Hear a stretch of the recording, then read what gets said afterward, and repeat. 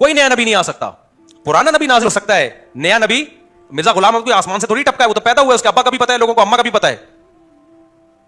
تو اب اسی وجہ سے اس امت میں نبی صلی اللہ علیہ وسلم کے دنیا سے جانے کے بعد جس شخص نے بھی نبوت کا دعویٰ کیا ہے, کبھی بھی مسلمان علماء صلحاء یا مسلمان حکمران اس کے پاس تحقیق کے لیے نہیں گئے ہیں کہ یہ صحیح دعویٰ کر رہا ہے یا جھوٹا, فوراً یہ کہا کہ بھائی اب کوئی پیغمبر دنیا میں نہیں آ سکتا.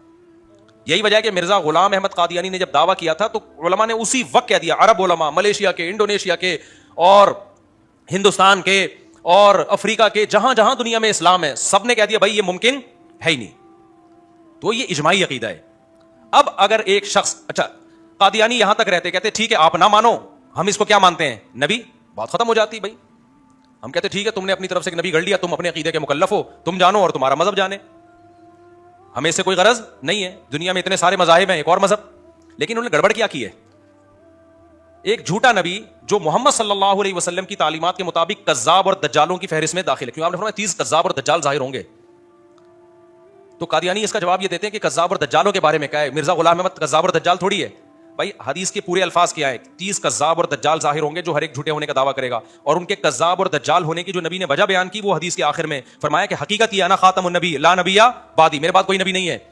تو یہ وجہ جو بیان کی جا رہی ہے نا کذاب اور دجال ہونے کی کہ میرے بعد کوئی نبی نہیں ہے, یہ وجہ پورے طور پر مرزا غلام احمد قادیانی پہ صادق آتی ہے یہ وجہ.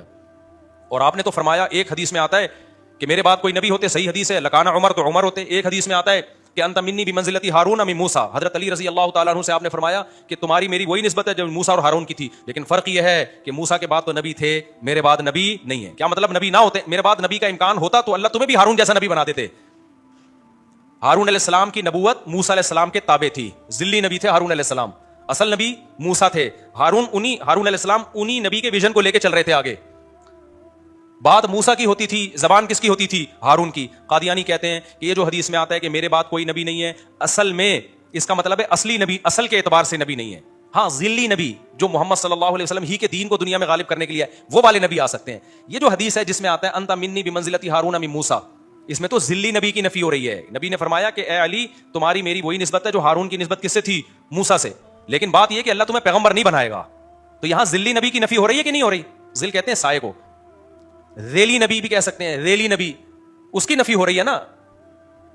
تو اسی کی نبی نے نفی کر دی ہے کہ وہ والا نبی بھی اب نہیں آ سکتا, کسی طرح کی بھی نبوت اب نہیں آ سکتی, جاری نہیں ہو سکتی. تو قادیانی نے پھر بھی کہا کہ نہیں جی ہم حدیثوں کو نہیں مانتے, اپنی طرف سے تعویلات کر کے ایک مرزا غلام احمد قادیانی کو جو پروفیسر تھا اس کو کیا بنا دیا, پیغمبر. ٹھیک ہے آپ کا مذہب ہے, آپ جس کو نبی مانو, جس کو جو مرضی مانو. جرم یہ کیا کہ اس کو پھر کس کے کھاتے میں ڈال دیا, محمد صلی اللہ علیہ وسلم کے کھاتے, کہ آپ کے سید الانبیاء کے ذلی نبی ہیں اور محمد صلی اللہ علیہ وسلم کے امتی ہیں, لہذا یہ عین اسلام ہے. یہ کیا ہو گئی بھائی, یہ زیادتی ہو رہی ہے. عیسائی اپنے آپ کو عیسائی کہتا ہے, محمد صلی اللہ علیہ وسلم کا انکار کرتے ہیں.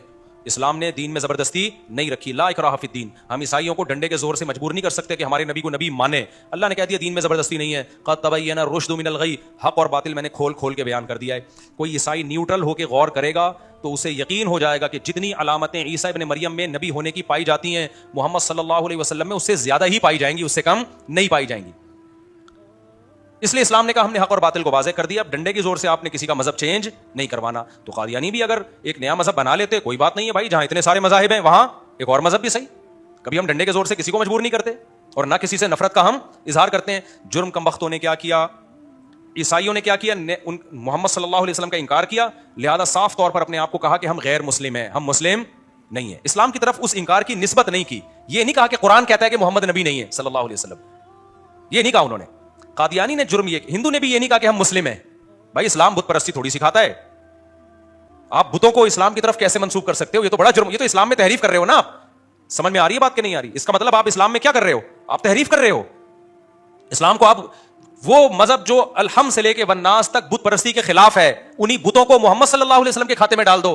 اگر ہندو یہ جرم کرے گا پھر ہم برداشت نہیں کریں گے, ہم کہیں گے بھائی آپ کا مذہب اسلام سے الگ ہے, اس کو الگ رکھو. اور ہندو یہ کرتے بھی نہیں ہے کہ اپنے بتوں کو کس کے کھاتے میں ڈالیں, اسلام کے کھاتے میں. یہ جرم کرتے بھی نہیں ہے.